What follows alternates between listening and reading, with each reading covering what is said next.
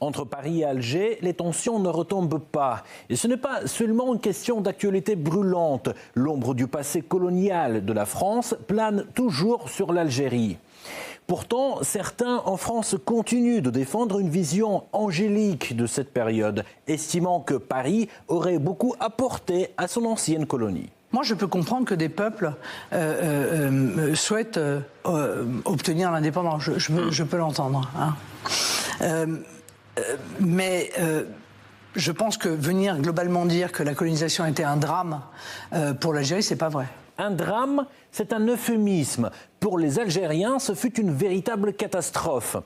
Tout commence avec une aspiration très simple, celle de pouvoir décider de son propre destin. Mais 1945, la Seconde Guerre mondiale touche à sa fin et l'Algérie, qui a envoyé des milliers d'hommes combattre aux côtés des Alliés, espère voir ses sacrifices récompensés. Des milliers d'Algériens manifestent pacifiquement pour réclamer plus d'autonomie. La réponse coloniale est immédiate et brutale. Les forces françaises ouvrent le feu. Des milliers de personnes sont tuées.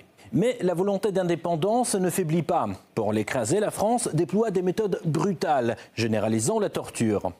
Un document classé très secret, exhumé récemment par Mediapart, révèle que la torture n'était pas un dérapage isolé, mais une stratégie systématique validée par l'état-major français en Algérie.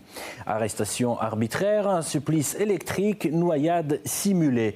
Des dizaines de milliers d'Algériens ont subi des sévices d'une barbarie inouïe, avec la bénédiction des autorités politiques.